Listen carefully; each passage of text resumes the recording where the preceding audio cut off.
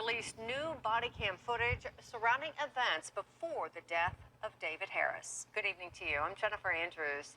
Harris died in police custody April 3rd before he was booked into the Ouachita Correctional Center. Tyler Englander has analyzed the video and joins us now live. And Tyler, what does it show? Jennifer, KNOE has obtained body cam video from 7 Monroe police officers. It all started when one officer saw Harris walking down the middle of the road. And based on the video timeline, you can see what happens next. What we doing, man? Come here. Come here. Hey. I didn't ask if you wanted to talk. Come here. Come here.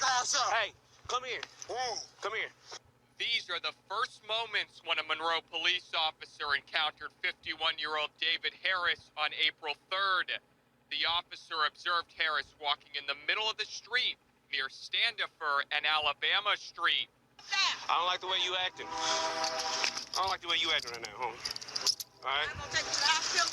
We're gonna figure out what's going on. Yeah. According to the city, that was the mother of Harris's child telling officers that Harris was high on PCP. Police found several items in Harris's possession, including a crowbar. After searching him, the officer places Harris, who's handcuffed behind his back, in his car and takes him to Ochsner Medical Center. We're going right over here to Ochsner's.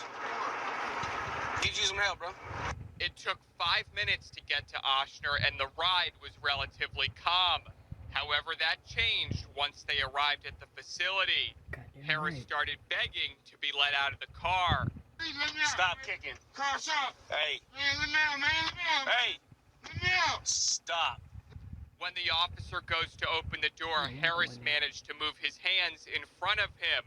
Harris refused to get out of the car. 2 officers from Ochsner tried to help restrain him. Calm your damn nerves. We finna lift you up. Calm your nerves. Don't do a damn thing. Harris continues to fight with officers.